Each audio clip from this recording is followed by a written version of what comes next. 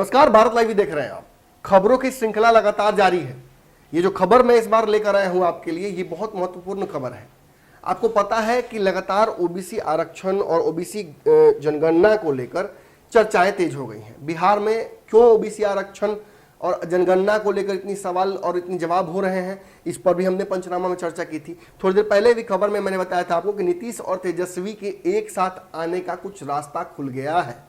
आने वाले दिनों में हम देखेंगे कि ये रास्ते पूरी तरह से खुल जाते हैं या संभावनाएं बनी और फिर समाप्त हो गई, ऐसा हो सकता है। हमने देखा है कि 2017 के बाद से नीतीश कुमार कई बार भाजपा के साथ असहज महसूस किए हैं।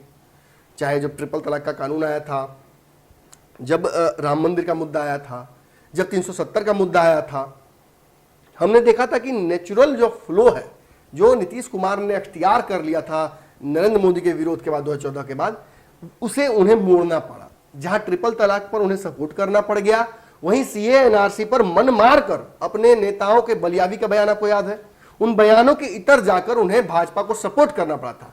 और इसके बाद की प्रक्रियाओं को आप देखते हैं ध्यान से, तो आपको पता चलता है कि कहीं ना कहीं नीतीश कुमार अब किसान बिल पर हंगामेदार विरोध करने के लिए भी तैयार हैं। तो यानी चीजें आपको समझ में आ रही होंगी। नीतीश अपनी सहूलियत और उस वक्त की स्थिति को देखते हुए भाजपा के साथ गठबंधन बढ़ाना या बिगाड़ना चाहते हैं।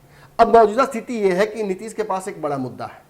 बिहार में राजनीतिक जमीन जो खिसकी है नीतीश कुमार की, जिसकी वजह से वो तीसरे नंबर पर चले गए हैं, या उनके साथ जिस तरह का एक बड़ा षड्यंत्र उनके हिसाब से हुआ है, जिसमें चिराग पासवान, भाजपा और कई लोग इन्वॉल्व थे, उससे उबरने के लिए उन्होंने जो तैयारियां शुरू कर दी हैं, उन तैयारियों का हिस्सा आज यहां तक पहुंच गया है कि अब नीतीश कुमार को लौकुश दिख रहा है। और अगर जातिगत जनगणना में ओबीसी का चैप्टर लग जाता है और अगर नीतीश कुमार इसमें सफल हो जाते हैं, तो जहां लौकुश समीकरण सधता है, वहीं साथ ही साथ एक बड़ा वोट बैंक, एक बड़ा वोट अपील नीतीश कुमार के साथ आता है। देखिए, ये दो धारी तलवार है। जहां एक तरफ नीतीश को इससे फायदा सीधा हो रहा है वोट बैंक में, वहीं भाजपा के वोट बैंक में भी बड़ी सेंधमारी हो जाती है।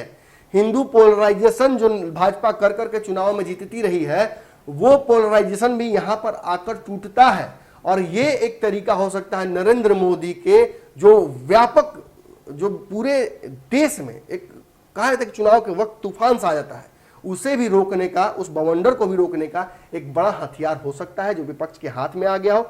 शायद नीतीश कुमार की भी महत्वाकांक्षाएं इसी में निहित है और इसी वजह से तेजस्वी के साथ एक मंच पर आने से नीतीश कुमार को परहेज नहीं हो रहा है। ये क्रेडिट देने में भी उन्हें परहेज नहीं हो रहा है कि आखिर तेजस्वी के साथ एक वक्त था जब नीतीश नहीं खड़ा होना चाहते थे और आज एक मंच पर आने के लिए भी तैयार हैं, आज साथ खड़े होने को तैयार हैं। तो इसके पीछे कोई राजनीतिक मंशाएं होंगी। देखिए, नीतीश कुमार ने कई लोगों को राजनीतिक रूप से जिला बदल कर रखा था।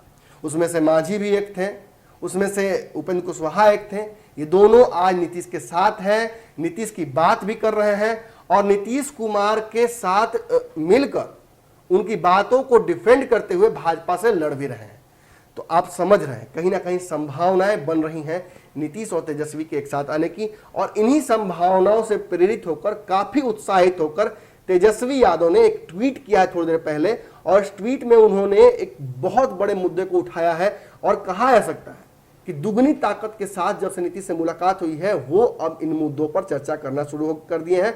और ये लड़ाई है ओबीसी आरक्षण की, ओबीसी जनगणना की, और समुचित जो कहा जा सकता है फल देने की इन पूरे समाज को, उसकी भी तैयारी उन्होंने शुरू कर दी है। क्या कुछ उन्होंने लिखा है वो सुन लीजिए। भारत एक अत्यंत ही सामाजिक आर्थिक असमानता वाला देश है। अगर निजी क्षेत्र, जिसका एकमात्र उद्देश्य अधिकाधिक लाभ कमाना होता है, के हाथों में सब कुछ बेच दिया जाएगा, तो कमजोर वर्गों के हितों की रक्षा कौन करेगा? शिक्षा, स्वास्थ्य, परिवहन, नौकरी, सब कुछ कमजोर वर्गों की पहुंच से बाहर हो जाएगा। केंद्र में बैठने नीम हकीमों ने अच्छी खासी दौड़ रही अर्थव्यवस्था को इतना बीमार कर दिया है कि अब इसका रेंगना भी दूभर हो गया है। अब इसे जिंदा रखने के लिए इसी के अंग काट काट कर देश की संपत्ति ये झोला छाप निजी हाथों में बेच रहे हैं। आंगन बेचकर किसी तरह घर चलाना कौन सी काबिलियत है साहब?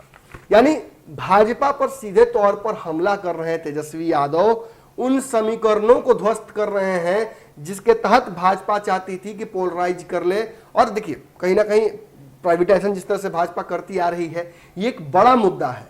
प्राइवेट क्षेत्र में आरक्षण को लेकर एक बड़ी लड़ाई हो रही है, जिसमें मांझी ने भी कहीं ना कहीं तेजस्वी का साथ दिया है। और इन सभी मुद्दों पर जब हम बात करते हैं व्यापक तौर पर, तो एक बात तो साफ समझ में आ जा रहा है कि नीतीश कुमार के कदम से कदम मिलाने के बाद तेजस्वी यादव का जो कदम है वो काफी तेज हो गया है। और मामला देखिए, जो जातिगत जनगणना में ओबीसी चैप्टर जोड़ने से शुरू हुआ था, मंडल आयोग की कमीशन की जो रिपोर्ट है उनको पूरी तरह से लागू करने पर हुआ था, अब यहां तक पहुंच गया है कि प्राइवेट जो संस्थान है उनमें भी आरक्षण का दायरा बढ़ाने की बात की जा रही है, खासतौर पे जो गवर्नमेंट द्वारा पोषित है कहीं ना कहीं से। ऐसी स्थिति में अगर नीतीश और तेजस्वी एक हो जाते हैं तो बिहार में इन पॉलिसीज को लागू करके भाजपा को एक बड़ा झटका दिया जा सकता है। वैसे भी नीतीश कुमार द्वारा कई सिफारिशें अब तक लंबित पड़ी हुई हैं। बिहार को विशेष राज्य का दर्जा देने के लिए नीतीश कुमार, केसी त्यागी और भाजपा के जदयू के कई दिग्गज नेता लगातार प्रयास कर रहे हैं, लेकिन भाजपा ने यह स्पष्ट कर दिया है कि बिहार को विशेष राज्य का दर्जा नहीं मिलने जा रहा है। ऐसी स्थिति में इन दोनों मुद्दों पर तेजस्वी और नीतीश का एक हो जाना लगभग तय नजर आ रहा है। लेकिन राजनीति संभावनाएं क्या होती है तो आने वाले वक्त में समझाएंगे। जो कुछ होगा वो आप तक सीधे तौर पर भारत लाइव पहुंच जाएगा। धन्यवाद। अगर ये वीडियो पसंद आई और वह बिहार के राजनीति और बिहारियत से सरोकार रखेनी तो सब्सक्राइब बटन दबा के चैनल के सब्सक्राइब कर ली। ओजे एगो घंटी बा, ओकरा बटन दबा देला से कुल सटीक और मारक खबर रुआ मुफ्त में मिल जाई। अगर रुआ पत्रकारिता के हमनी के नया प्रयोग में सहयोग कर चाहतानी तो ज्वाइन बटन दबा दी। पेटीएम नंबर नोट कर ली 9386816700। धन्यवाद।